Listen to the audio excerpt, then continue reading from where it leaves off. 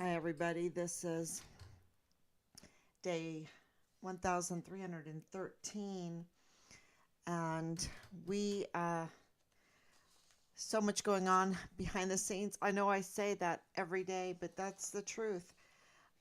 It just so much is going on behind the scenes because we are working one huge case that includes, of course, our son's case, Richard Halliday, whistleblower, the Vanessa Guillen first absent soldier, distinguished honor graduate for his cycle and basic training in AIT. We're working his case. We're working the Walmart mass shooting of August 3rd, 2019, in El Paso at a Walmart. Involves Patrick Crucian with a severe mental health condition, uh, M-Force, brown tip bullets, um, delay tactics, um, interference with an election. Uh, Also, we're working on our own case because our civil rights have been violated. Our rights as victims' family has been violated.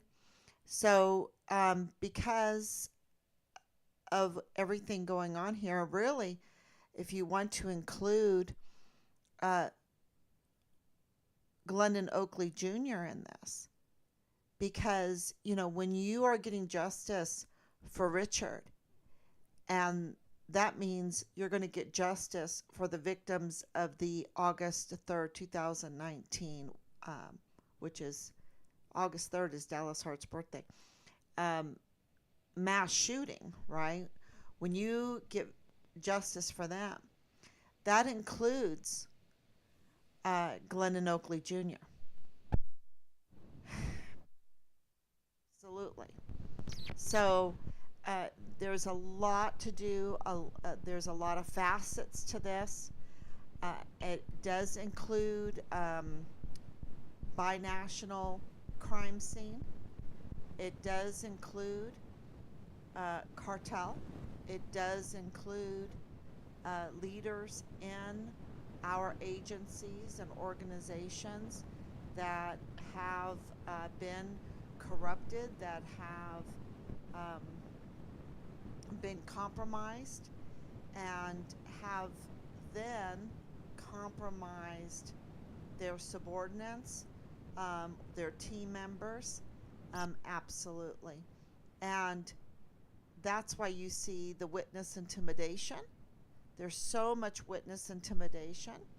And of course, that's why you have to use the media, because the media is used to do the hypnosis or do the false witness testimony. They're used to put out fake news, right? Fake news. And the reason why they put out that fake news, and that's a sin, that false witness. Thou shalt not bear false witness. And it's huge because it makes people make decisions that normally they would not make.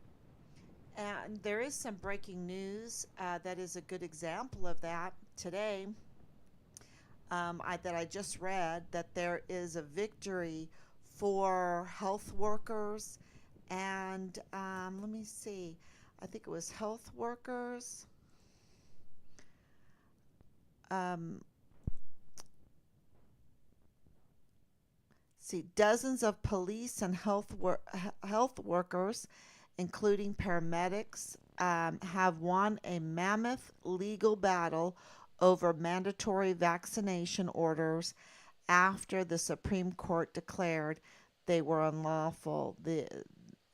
The mandatory vaccination orders are unlawful. And so that is huge for police, for the health workers, including paramedics. That is really huge. And what it is exactly a very, very good analogy of what has happened in this huge case, interconnected cases. That's one big case because it's the same perpetrators, the same people involved. Um, it's a great analogy because if you have your major leaders in health and police and even the army, right? The 44 four-star generals and admirals forcing uh, these COVID mandates, forcing the Cobra strike, right? The Cobra strikes, these injections that, it's totally illegal to force a person to inject something into their body, right? Totally. I mean, that was happening was shocking to us, and we, and of course, with my husband being a retired physician assistant and perfusionist, we absolutely understood the medical implications of all of this because any kind of injection is not one size fits all because every individual is different with different needs and different illnesses and you just can't do what they you know absolutely no way it was uh, against humanity. And they did this not because there was a threat, because we soon found out that viruses of any kind do not exist. And that still has not been honestly told to the public. The public still believe that viruses exist. And one thing that we learned from the COVID is that they could not produce any evidence of any virus. Okay, that just look that up. That's not me. That's not me. That's any university you can call, any university, any lab, and say, hey, I want a little bit of chicken pox. I want a little, because I'm going to look at it underneath the microscope. Give me a vial of some kind of virus, right? Um, and they couldn't give it. They couldn't give any of it. Can you give me some measles? I want to look at measles under the microscope, right?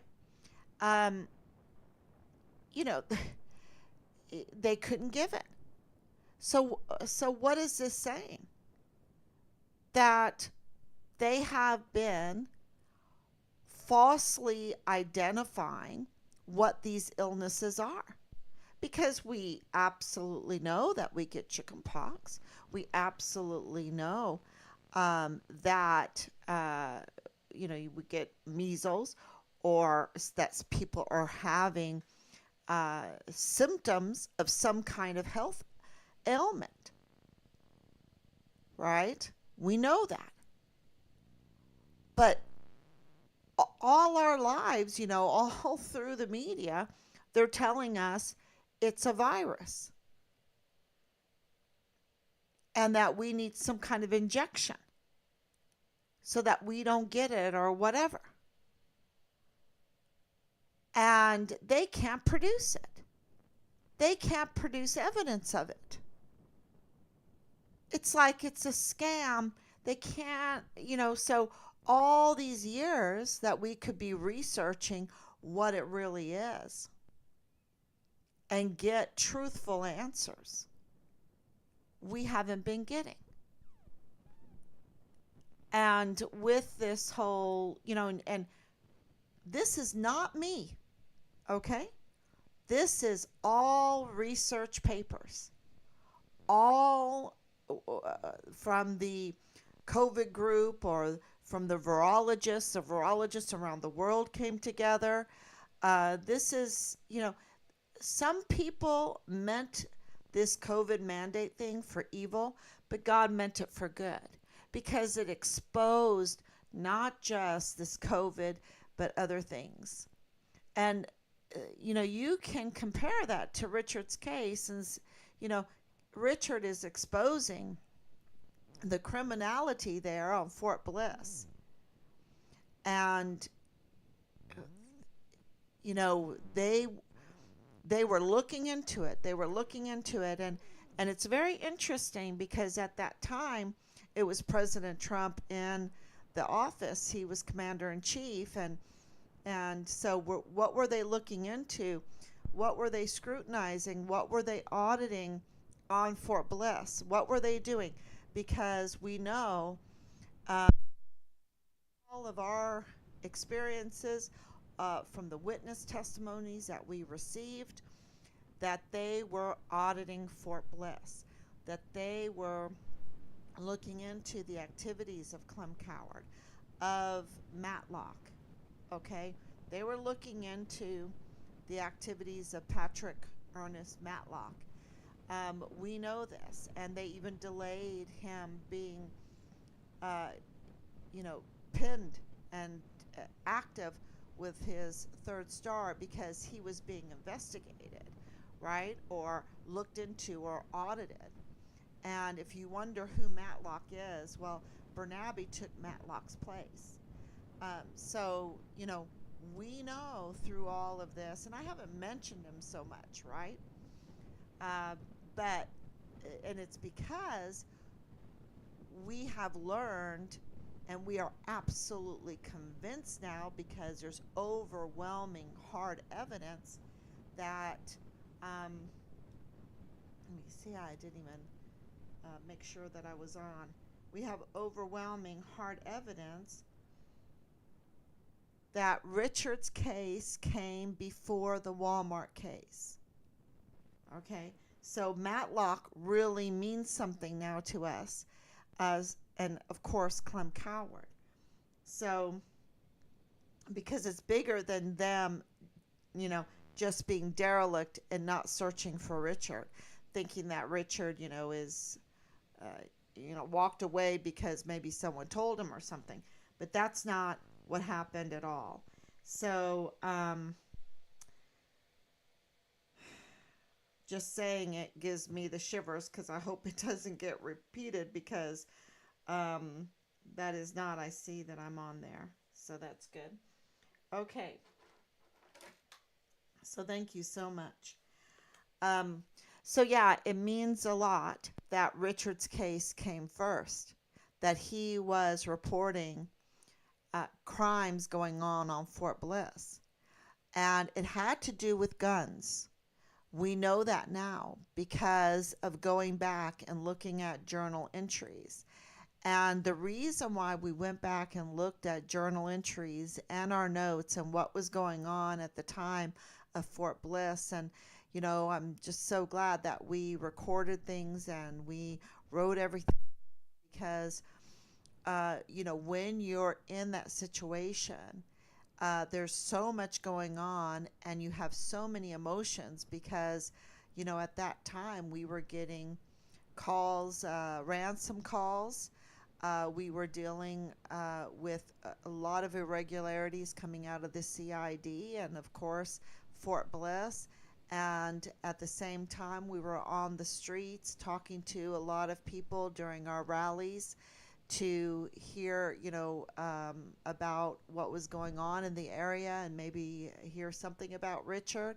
So, and then, of course, trying to maintain a social um, platform um, so that we could, get news out to everybody. So it was and we were getting a lot of calls from families that um, also had their loved ones in situations.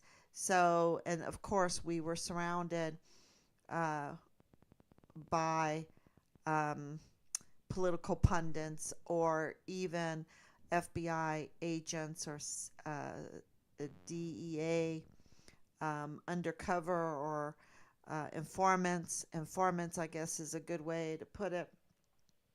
People that were up to no good to mislead us, misdirect us. Absolutely, we were, that. So to write everything down and then go back and look at it, You can see it with different eyes, with more history backing you up, more information, knowing, you know, just a different perspective. And we see that they were under investigation for weapons. They were auditing weapons. And we know that on August 3rd, 2019, Glendon Oakley Jr. saw what he thought people in uniform, maybe all in black, like the witness statement said, with M4s. And M4s are compatible with the brown tip bullets that we just received a tip saying that they were at the crime scene at the Walmart, right? And brown tip bullets um, are not compatible with every weapon. And I haven't found that they are compatible with AK 47. And yet, the media is saying that, that's what Crucius used was an AK 47. Well, if there's brown tip bullets, it must have been from these these people in uniform carrying M4s. And where did these M4s come from? Where did these bullets come from? These brown tip bullets that are usually never registered. And so it's pretty hard to track down where these bullets came from because they're normally for special ops, for special operations. Why? Because they use them for because their barrel is short and for precise hits. These bullets are very fast, and that means that you can aim and hit a bullseye much easier because they're faster. They are very fast and very precise. And so, what does that say? That the chances of August 3rd, 2019 Walmart mass shooting being part of a military operation or people that are familiar with military operations conducting this as a military operations is becoming more and more likely every day. And as we look into the crime scene, as we look into the forensics, as we look into the witness statements and what happened to Glendon Oakley Jr. and Richard Halliday, you see that the military was acting very, very strange, and I would say almost guilty, that they were acting to sabotage what Glendon Oakley Jr. had discovered, what he not only discovered, but what he had seen with his own eyes, the M4s. He saw the M4s with his own eyes, and he could not deny that, right? And and you see the retaliation against him, that the generals allowed, that the command allowed. They allowed their hero to be retaliated against. And the same thing with Richard. Here Richard is young, 21 years old, full of vim and vigor, distinguished honor graduate, was so excited to join the military. Not me. I wasn't excited. I didn't want him to join at all. But he was so excited. He was like, yes, I'm going to do this, Mom. Um, and so he joined. And I had to eat crow. I had to call him up and say, wow, Daddy and we're going to send you $500 to meet your distinguished honor graduate bonus money that you received, your award money for being the distinguished honor graduate #1 in basic training in your cycle and basic training in AIT. We're so proud of you. And I guess we were wrong. Maybe this was what you needed to do. This is something that you wanted to do. And we're so proud of you. And we want to reward you also. I mean, that is exactly what took place, and so here he is, uh, and then the next thing we know, he's deployed and he's saying it's so bad. It is so bad. It is so bad. Um, Meaning that there's crime going on. Crime going on. And, we didn't say, I told you so, or anything like that. We didn't fully understand how bad things were, but if he said they were really bad and he kept saying they were really bad, um, then uh, that he finally decided, okay, I have the support of my family, because we told him just keep, we don't need you to become NCO, because he said I don't want to become NCO, I don't want to go green to gold, because he has college credits, and he was going to try to go green to gold, and he goes, oh no, I don't want to do any of it, I am done, I want out. And we're like, okay, just do your time and keep your head down. And he decided that he would try to make a change. Um, we're a law abiding family. We expect everyone to try to be as law abiding as they possibly can. And we know that that's very, very important to be law abiding. And so, because otherwise you just have chaos and crime everywhere, and the ramifications, see, this is the thing, crime can be so selfish. They only think of their own self gratification. These sex cults only think of their own self gratification. um, these fentanyl distributors, that's what, they only think of themselves, and the money that they're going to make. They don't think about the people that they're going to kill. Um, these narcotics traffickers, these human traffickers, the weapons smuggling, they don't see the wars that they can start, the destabilization of communities that weapons smuggling does with, uh, ammunition smuggling and everything.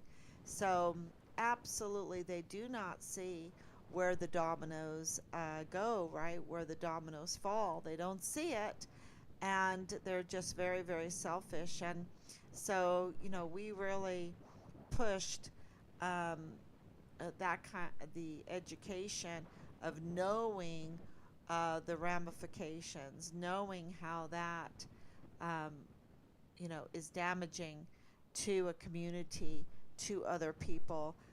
Leave a place better than you found it. Have esprit de corps. Have the Medal of Honor ethos. No soldier left behind. Good Samaritan, right? You have to be a good Samaritan. So, you know, so Richard, absolutely, he wanted to be CID. He wanted to get into law enforcement. He loved PI shows. That's what he wanted to do, and so he had inquired, and even Dirty Agent Marlon Soto, when I didn't know he was dirty, said yes, he had received Richard's inquiry to become a criminal investigative division in the United States Army. And we also know that Richard was taking classes at Park University, and Park University has not been forthcoming. Rather commit a crime than to do the right thing, and that right thing would be to tell us if Richard was in the CID internship program that Park University offered with the CID right there on Fort Bliss, because we believe that because we received information that said that Richard was an intern in the CID intern program there on Fort Bliss. So, he learned a lot through his criminology class, and he decided to become a whistleblower. He decided to blow the whistle on the weapon smuggling, and of course to Child Protective Services to protect the children that were being abused by this sex cult culture, and this pornography, this child pornography, and also um, the pedophilia that is just absolutely out of control. And so he reported those things. We know he reported those things. We have evidence that he reported those things.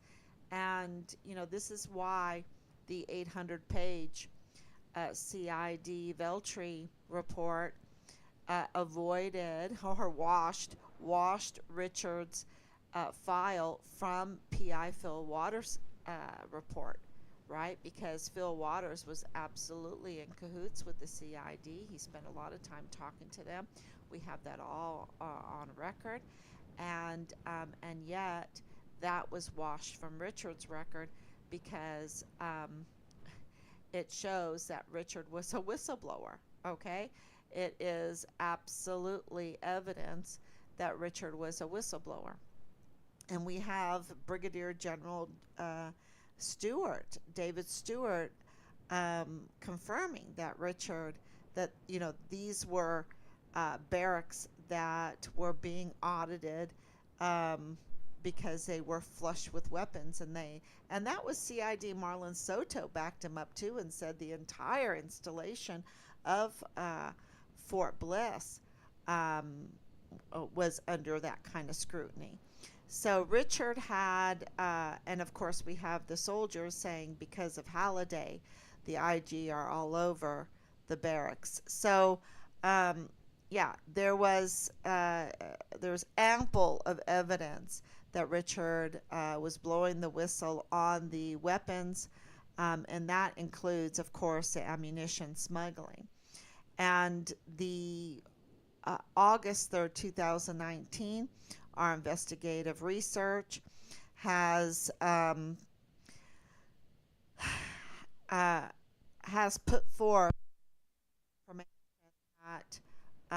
that was a result to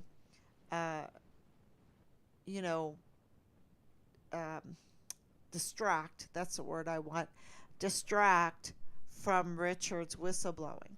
That the August 3rd, 2019 was an effort to distract from the major whistleblowing that Richard was reporting the criminal activities that was going on, because it would pull on a string that would lead to high-ranking officials dealing with the cartel there on the border.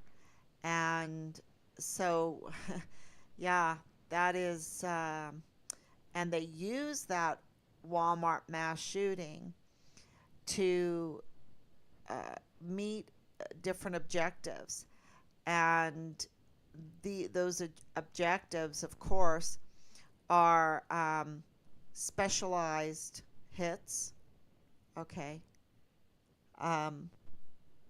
This is what our research is showing, that there were people there that were targeted not because they were of a certain race, but we believe that now. And there's overwhelming evidence for it. There's overwhelming evidence. And also for capitalization to pass the 1.4, I think it was, $1.2 billion bond, hundreds of thousands of dollars to be stripped from the El Pasoans in order to build a building that, they could have got it at a much discounted rate, hundreds and hundreds of thousands of dollars. I'm sorry. Go somewhere else. Get behind me, Satan. I'm telling you, get behind me, Satan. And if you didn't have all this criminal syndicate, criminal enterprises, you wouldn't really need a new police station, and you would really save the money altogether. So they make money off of the crime. They make money off of the bond issues, also on the stealing of identities. They make a lot of money. And of course, on the narcotics trafficking, the human trafficking, the weapon smuggling. They just have this uh, totally criminal on so many fronts enterprise going on there at the border. And and so when the mass shooting happened, um, also it was a political year. It was also Vanessa Guillen. Don't forget that, coming, into 2020, the month that uh, Glendon Oakley Jr. Was found dead in his barracks room is the same month that Vanessa Guillen was murdered. Okay, they were murdered at the same time. I believe they were. Ooh, I have to look if it was the same date. What date was Vanessa Guillen murdered? Because Glendon Oakley Jr. was found dead on the 8th of April, 2020. And then, of course, they, uh, just everything was um, really in an upset.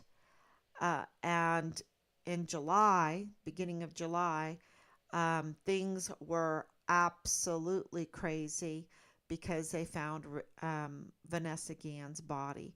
And it wasn't pretty, y'all. It was terrible. It was absolutely vile. It was absolutely evil what they did to her. And everybody that even was aware of that situation was just devastated, totally devastated. So this is in the wake of uh, what they called a mass shooting by Patrick Crucius, who has a severe mental health. I mean, he just is not able. He is not mentally and physically able, um, you know, to and physical. What I mean by that is he even had to wear hearing protection. I mean, the other uniformed all in black with masks um, did not have hearing protection on. He had hearing protection on because he's autistic, and autistic individuals have physical limitations. They're very sensitive with hearing, and it's there's just no way he could have done all of that by himself and have that kind of targeted um, operation. There's just no way. And so for them not to even evaluate him, we found out that he's never been mentally evaluated. They don't want the public to know that he's autistic. They don't want the public to know where on the spectrum he is, that he is severely um, uh, has a severe mental condition, which is you have to look at the judge's words. It's a condition. It is not an illness. Okay, it is a condition. And so that's why, he can't plead insanity or anything, because he is not ill. He has a condition. And so this is very, very important legally, um, to wrap your head around with Patrick Crucius. And for him to get 8,000 years in prison, 90 life sentences back to back. Um, and this is during the time when they don't think twice about not protecting Glendon Oakley Jr. from the vile attacks he was getting, and also Richard Halliday and the vile attacks that he was getting. So there is just plenty of evidence of breaches in protocol, breaches in security, uh, criminality being allowed to happen, absolutely being allowed to happen, and the Walmart mass shooting is part of Richard's case. Absolutely. And so moving on, and I've explained, a lot of the same people with Rosa Maria Valdez Garcia, connected to even the very very well paid chief medical examiner, um, uh, you know, who they're all connected to um, Angela Kachurga, right? Who is connected to Nieto, who is the FBI supervisory agent, and who's connected then to Bradford Bugado, who is connected to Nieto's wife, Cynthia Hernandez Nieto, and then you have the connection with Marlon Soto Hernandez. They're just the connections and the conflicts of interest are absolutely huge, which gets to what I really wanted to talk about because I have my notes in front um, of me tonight. And it is going back and looking at our records. And I wanted to give you some dates. On October 26, 2020, Nadal Bayim looked at those flyers that was right beside his workplace. The Dollar General was right beside the workplace. He probably just walked right over. I don't know if he was in a car. He just walked right over, um, and he looked at those flyers, and he was like, "The search for Richard is over. The search for Richard is over." That is what was going on in that Dollar General. And he told that to the cashier. "I am FBI and the search for Richard is over. You can take down the flyers. You can take down the flyers because they found him. They found him. The search is over." That's what he was saying in that Dollar General. And, saying that he, Richard was found in Juarez, that was all secondary. Everything else that he said, the 5 locations, because Richard was dismembered, right? The finding Richard in Juarez, dead by the FBI, that's really as important and that's super important, but that is really secondary to what he was saying. He was saying that the search for Richard is over because they had found Richard's remains. And this is on the 26th of October 2020. And that's super important. And the leadership should have been, I mean, so transparent. There should have been absolutely all kinds of news surrounding that and public affairs reports surrounding that, um, and explanations and everything if they were doing their duty. But that's not what happened. They immediately, the military and the law enforcement community, with the help of particular media, proceeded to cover this up. Okay? They covered it up. Um, and they got rid of Brigadier General Stewart when after he was talking about the barracks flushed with weapons, meaning there was an audit going on. Okay, that's what that means. There was an audit going on, and as soon as this happened with Nadal Bayim, uh, their eyes went right to Bradford Bugado, even though we didn't know who the FBI man was. We didn't know who he was. We didn't know the connection with him with the G3 32nd AdCom Lieutenant Colonel Bradford Bugado. We didn't know their connections. And so that was really a big shakeup, and he is gone. He was gone. Okay, it's kind of like this Judge Robert Shook when we said, hey, can you tell us about the autopsy reports? Can you tell us about the subpoenas, all the subpoenas that you've issued? He was up and gone, and they will not answer. So that is a huge, huge problem, right? That's a huge indication that something is just not good, something is not right, and that they are trying to cover things up. So we didn't know, and we didn't know what was going on behind the scenes, but we did know this.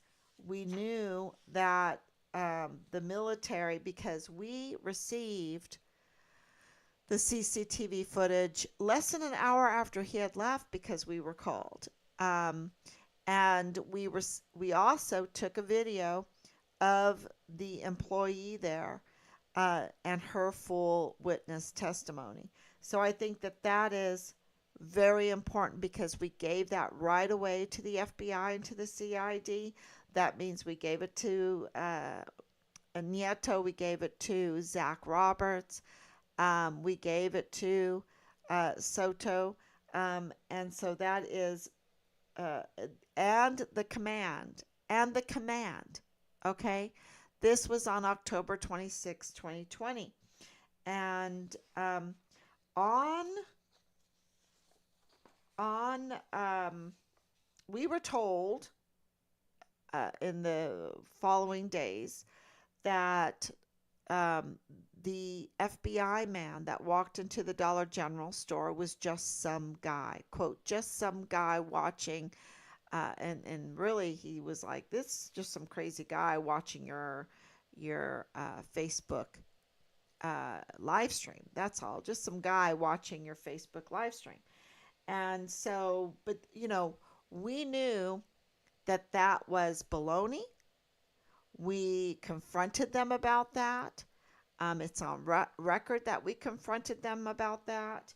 And even as nice as we are, we still confronted them about that. Sometimes we can be too nice for our own good. But we absolutely made them understand that, of course, we were and still are the investigators for our son's case, and they are the obstructionist for our son's case. The CID is the obstructionist for our son's case. The FBI has been the obstructionist for our son's case, and the command has been the obstructionist for our son's case, and we have been the investigators.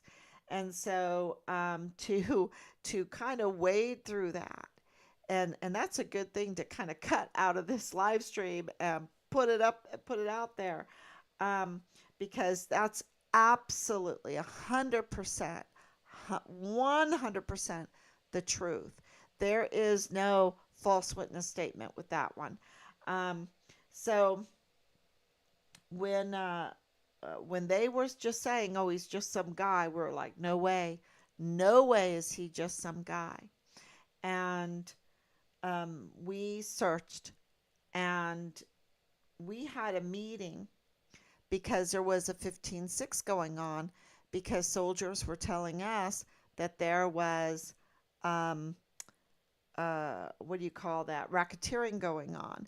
And we reported with our records, with our evidence, that there was racketeering going on. And that's why they conducted the 15-6, okay? Because we provided that information, that they were saying, okay, if you give us $100, if you give us, 80, $100, we'll let you leave the barracks. They were prisoners in the barracks, which is, the crimes against humanity. And then the obstruction of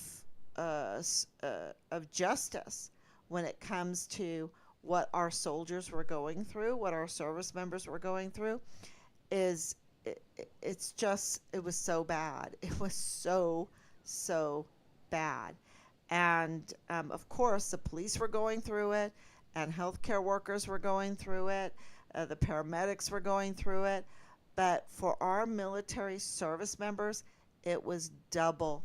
And if you lived in the barracks, it was triple, it was quadruple. They were absolute prisoners. At least, nurses could go home and have some freedom in their own home. But that is not, and, go to the park or whatever. But our soldiers were, it was so bad what they were doing to them. So, so we had reports from them, and there was a 15-6. On the 22nd of January, we were told that they had the results of the 15-6. And so we went up to Fort Eustis. This is in Virginia. This is TRADOC, right? TRADOC, I believe TRADOC headquarter building there from our notes. And I remember it very well. We were met out in the parking lot and brought in. We were brought into the VTC room, which is a video. It's kind of like Zoom, meeting room, and they were already, Fort Bliss leadership was already sitting there waiting for us. We already saw them on the screen, and we sat there and had a meeting, and the people that were in the meeting was, and I have the notes here, and I want to share that with everybody because I think that is very important. Do I have it? I have to do it by my, okay.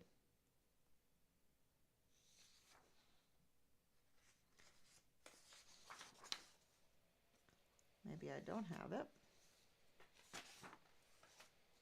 But it was, I can do it from heart. It was, at the time, he was a major general. He's Lieutenant General Sean Bernabe. His SJA McKee, I call him PP McGee, he was there. Of course, Josh Lyons was there, who was TRADOC. They said that he was our casualty assistance officer and liaison to 32nd ADCOM, but he was TRADOC, and we caught him trying to sabotage our son's investigation too. He's an obstructionist, and he needs to be arrested. Um, for we caught him red-handed with his hands in the cookie jar. Um, and it's just so bad. It's so sad. It doesn't make us happy, you know, because he's supposed to be our casualty assistance officer. Yeah, wow. And then, of course, Dirty Agent Marlon Soto was there. Also, the 343, 343, what was his name? He was there. See, I have this other. Why he was there, I don't know. I don't know why they didn't bring a 143 in, but it was a 243. And then, of course, there was a representative from for David Stewart, for Brigadier General David Stewart, was also there. And of course, Command Sergeant Major Jake Jakovitz was there. And now this was on screen. They were all sitting there on screen, and we saw them. Okay, um, and they gave us a report for the 15-6, and we literally, it was laughable. It was such a joke. It was so bad, so dishonest. So dishonest. The 15-6 was so dishonest. And we have a whole video, my dad talking about it, and, the whole aftermath, the whole before we recorded it all. And so that's all available. And um, and then we proceeded to talk about Nadal Baim. Okay. But at that time, we didn't know who he was. And we had been researching, and we had a theory of who we believed it was, someone that lived very close and everything. And I'm not going to say because I was not correct um, with that research. And so we did ask, though, could it be? Could it be? We think it is because of the harassment that we're getting and everything like that. Could it be? And we've been very transparent. And so we absolutely put all of our cards on the table and asked them, is this that person? And they were just like freaking out a little bit. And that night, uh, uh, they all said no, no, no, no, no. And that night, pretty late. It was pretty late. It was probably like 10 p.m. or so. Um, Lieutenant General Sean Bernabe called us and said, I just want to let you know that that is not the person. Okay, that is not the person. Okay, so that means that he knew who the real person, who Nadal Baim was. That's on the 22nd of January, but he didn't tell us. And Nadal Baim needed to be told who he was to us because of the conflicts of interest, because of his family being connected with Nieto and with Nieto's wife, who works in intelligence there on Fort Bliss, Cynthia Hernandez, um, and all of those connections. And then Nadal Baim's um, connection with Bradford Bugado, being the father in law of Bradford Bugado, being family with him, and he in G3 32nd ATCOM, Richard's command. Richard's command. Um, that was it's so big. I still get shivers. It, it's so big. And they lied to us. They absolutely lied to us and they withheld information from us, which is so criminal. It is so criminal because what are the domino effects for that in the search and investigation into Richard?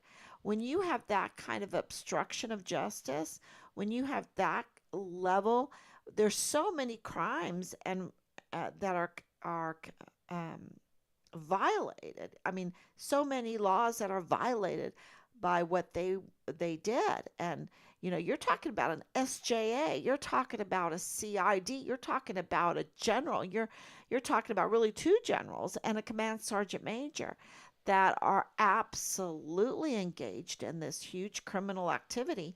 Um, so, it's and it's still a crime, right? And it's still a crime that needs to be prosecuted. All of them need to be prosecuted. And that's what we're working on behind the scenes. And that's why it was very important to, to talk to the Department of State, because we talked to the Department of State right after the event to ask, were the FBI looking in Mexico? And Agent Ryan McMillan of the State Department there in Juarez, as said yes, they were, and we have that on record. So this is, what else do they do? The oversight committees need to have when it comes to Richard's case and all of the crimes that have been committed. This is just one little incident, and it is huge. It is huge. And it's hard for people to understand what this means, that our leadership cannot be trusted. They couldn't be trusted in the healthcare field. They look at what happened with the police, with the healthcare workers, with the paramedics that they were being forced. The law enforcement leaders could not be trusted. So who are they working for? Okay. And now we have Ken Paxton coming out and saying it. They're working for the cartel at the border, right? Cartel at the border, because the investment business of all of those crimes are so big that it has domino affected our entire country. It's just falling into, and so, and I should say, really in Fort Bliss, really in Fort Bliss, and um, in our son's case, uh, to have the people in their leadership roles that are in their leadership roles be betrayers of this country and of the land and the people has been very obvious. And so behind the scenes, we are trying to get all of that investigated, and we're being pretty successful. Um, it's been, we're especially now, years later, we're being successful because at the beginning, people still questioned if COVID existed. They still questioned if there were, criminals in these positions. But now I think there's enough people that understand the level of betrayal and deception that has been hoisted onto the people and in our organizations and agencies. And so that's why we're getting traction now. We're getting investigations now. And I want to give Team Find Richard Halliday that hope, because we are actually getting responses that say, yes, we are investigating. Yes, this is a serious matter. Um, and so, but how that all is going to play out, we need your prayers, right? We need your prayers. And are they just people that are um, investigating? Do they have ulterior motives? Are they part of the criminal enterprise? I don't know. We don't know, right? We don't know. God knows, and that's why we need your prayers. Do not stop praying. Keep praying, and even the widow will get justice from an unjust judge, if we demand it. And so that's why we need you to share. That's why we need you to pass this information around, even go through some of the old things that we have posted. And we're working on trying to get that organized online so people can go online and get all of that easily, available to share it.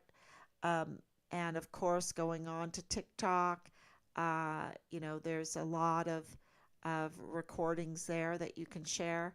So, and of course, we're on X, and, just getting that out, because really that's the power.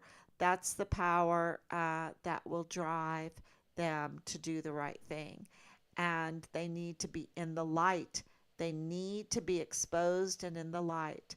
And so, just this little story um, on Nadal Baim is huge, because when they lied to us, we still didn't stop. And on February 11th, we found out who he is. We found out his identity, and we called him up, and he answered. He answered the phone, and he confirmed that he is indeed the FBI man. And that is how we got his name. We did it. Team Find Richard Halliday. It wasn't given to us by the general. It wasn't given to us by the FBI. It wasn't given to us by the CID. It was not given to us by Nadal Baim calling us, because, of course, if he's following us on Facebook, he knew that we were talking about him, right? It wasn't from him. It wasn't from Bugado. Matter of fact, Bugado was moved out. He was moved out. So that's more obstruction of justice. He didn't even contact us. You know, there was no honor amongst the thieves, no honor at all, and they are thieves. They have their hands in the criminal enterprise, and they are connected. Um, and they are connected absolutely with the cartel. And, it's just a very clear 3905 Bliss Avenue, 3905 Bliss Avenue. It is just that clear. And that's why this is a binational crime scene. And that's why there was such an effort to cover it up.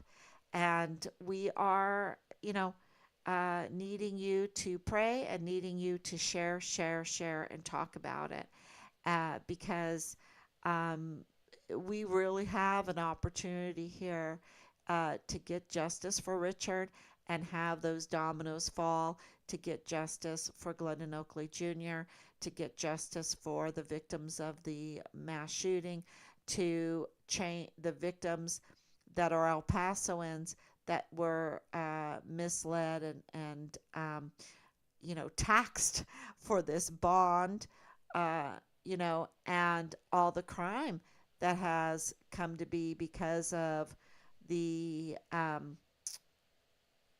the tampering, the continuation. There's a lot of money in crime, right? And so they kind of foment the crime. So yeah, this is this is why. I know I have to take a deep breath. Um, this is why we need you to share. This is why we need you to call your senators, call your congressmen, call the military, call the DA's office, call the AG's office, call the FBI, and say no more, no more. And so we are getting investigations behind the scenes. And, David Poche needs to come out. I just feel like we've given him warning after warning to come forward. Of course, Dallas Hart. Of course, Tavita Nusa. I think he's no more in country. They're all like running. Of course, uh, Ernest Christopher Grant, of course, Leilani Hart, of course, James Courtney Hart, of course, uh, David David Park. The captain. He needs to come clean. Um, he knows things. So you know when this all breaks with Rosa Maria Valdez Garcia, with her son Thomas Hoffman, with the Walmart case, there is a real opportunity here to put real criminals behind bars and get the accountability. And we will ask for the death penalty to be on the table.